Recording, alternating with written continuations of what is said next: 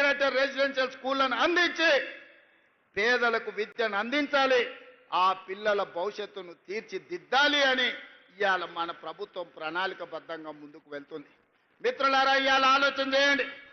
రైతులు కావచ్చు, మహిళలు కావచ్చు, విద్యార్థి నిరుద్యోగ యువకులు కావచ్చు, ఈ రాష్ట్రానికి తీసుకొస్తున్న పెట్టుబడులు కావచ్చు, 16 నెలల్లో 3 లక్షల కోట్ల రూపాయల పెట్టుబడులు తెచ్చి ప్రపంచ దిగ్గజ కంపెనీలను హైదరాబాద్కు రప్పించి ఈ రోజు అభివృద్ధి పదం వైపు మనం నడిపిస్తున్నాం. పోయిన సంవత్సరాన్ని మొత్తం లెక్కగట్టి కేంద్ర ప్రభుత్వం నిత్యావసర వస్తువులను నియంత్రించడంలో ఏ రాష్ట్రం విజయం సాధించింది అంటే కేంద్ర ప్రభుత్వమే ప్రకటించింది. తెలంగాణ రాష్ట్ర ప్రభుత్వం నిత్యావసర వస్తువులను నియంత్రించి పేదలకు అందుబాటులో తీసుకొచ్చింది. నెంబర్ 1 రాష్ట్రం తెలంగాణ రాష్ట్రం అని కేంద్ర ప్రభుత్వమే ఇచ్చింది. కేంద్రంలో మన ప్రభుత్వం లేదు, పరాయి పార్టీకి సంబంధించిన ప్రభుత్వం ఉన్నా మనల్ని అభినందించక తప్పలేదు. శాంతి భద్రతలకు సంబంధించి దేశం మొత్తం అన్ని రాష్ట్రాలలో పోటీ పెడితే శాంతి భద్రతలు తెలంగాణ రాష్ట్రంలోనే అత్యంత మెరుగ్గా ఉన్నాయి. నెంబర్ 1 శాంతి భద్రతలను కాపాడిన రాష్ట్రంగా తెలంగాణ రాష్ట్రాన్ని ఈ రోజు కేంద్ర ప్రభుత్వం ప్రకటించాల్సి వచ్చింది. నిరుద్యోగ సమస్యను పరిష్కరించడంలో దేశంలో ఉన్న అన్ని రాష్ట్రాల పోటీ జరిగింది. నిరుద్యోగ సమస్యని నిర్మూలించడంలో తెలంగాణ రాష్ట్రం నెంబర్ 1 అని కేంద్ర ప్రభుత్వమే నెంబర్ 1 రాష్ట్రంగా తెలంగాణ రాష్ట్రాన్ని ఇవాళ కేంద్ర ప్రభుత్వం ప్రకటించాల్సిన పరిస్థితి వచ్చింది.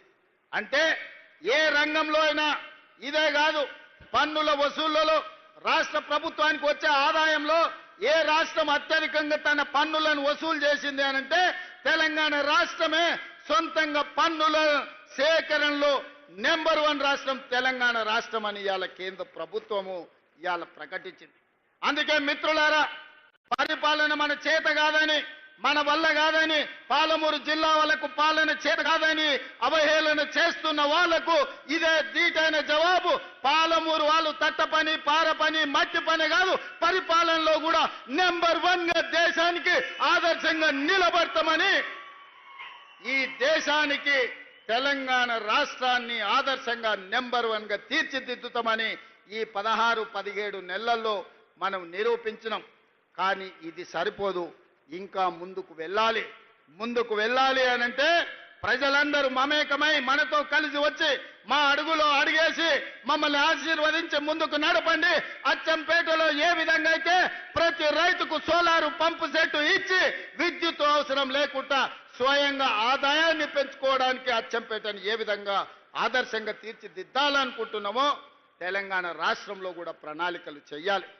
ఏనాడు ఏ పేదల కోసం మా పెద్దలు బట్టి విక్రమార్క గారు చెప్పిండ్రు, ఈ దేశంలో ఈ భూమి మీద జరిగిన ఏ పోరాటమైనా భూమి కోసం లేదా స్వేచ్ఛ కోసం జరిగిన పోరాటాలే. ఆనాడు తెల్లదొరలను ఓడించి తెల్లదొరలను తరిమి ఈ దేశ ప్రజలకు స్వేచ్ఛనిచ్చింది కాంగ్రెస్ పార్టీ. అదేవిధంగా ఆనాడు జల్ జమీన్ జంగల్ కావచ్చు, భూమి కోసం, భుక్తి కోసం, విముక్తి కోసం జరిగిన పోరాటాలు కావచ్చు, దొడ్డి కొమరయ్య కావచ్చు, కొమరం భీముడు కావచ్చు, చాకలి ఐలమ్మ కావచ్చు, లేకపోతే రామ్జీ గోండు కావచ్చు, సూరవరం ప్రతాప్ రెడ్డి కావచ్చు, ఈ పోరాటాలన్నీ స్వేచ్ఛ కోసం, భూమి కోసం జరిగిన పోరాటాలే. స్వేచ్ఛని దేశానికి ఇచ్చింది మా కాంగ్రెస్ పార్టీ. ఆనాడు పండిత్ జవహర్లాల్ నెహ్రూ, మహాత్మా గాంధీ గారి నేతృత్వంలో ఈ దేశానికి స్వేచ్ఛను తీసుకొచ్చాం. స్వేచ్ఛను వచ్చిన దేశానికి రాజ్యాంగాన్ని అందించిన బిడ్డ డాక్టర్ బాబాసాహెబ్ అంబేద్కర్ ఈ రోజు మనకు హక్కులను కల్పించాడు. ఆ హక్కుల నేపథ్యంలోనే అటవీ హక్కుల చట్టాన్ని తీసుకొచ్చినాం. ఆనాడు పివి నరసింహారావు గారు, ఇందిరాగాంధీ గారు అగ్రికల్చర్ సీలింగ్ యాక్ట్ తీసుకొచ్చి దొరల దగ్గర వేలాది ఎకరాల భూములుంటే దాదాపుగా 25 లక్షల ఎకరాల భూములను పేదలకు అసైన్మెంట్ పట్టాలు పంచిపెట్టిన పార్టీ. ఆత్మగౌరవంగా బతకండి. గ్రామాలలో ఆత్మగౌరవం అంటేనే భూమి. ఒక ఊరిలో ఒక వ్యక్తికి గౌరవం ఉందంటే నీకెంత భూమి ఉందయా, ఎన్ని అరకలు కట్టి నువ్వు దుక్కి దున్నుతున్నావు అనే దాన్ని బట్టి మన ఆత్మగౌరవం. ఒకప్పుడు దళితులకు, గిరిజనులకు, బలహీన వర్గాలకు భూమే లేదు. దొరల దగ్గరనో, రెడ్ల దగ్గరనో, పెట్టుబడులదారుల దగ్గరనో భూములుంటే వీళ్ళందరూ వాళ్ళ భూముల్లో వ్యక్తి చాకరీ చేస్తూ కూలీలుగా బతికేది. కానీ ఇందిరమ్మ వచ్చిన తర్వాత 25 లక్షల ఎకరాల భూమిని అసైన్మెంట్ పట్టాల పేరు మీద మీకు భూములు ఇవ్వబట్టి ఇవాళ మీరు ఆత్మగౌరవంతో భూ యజమానులుగా ఈ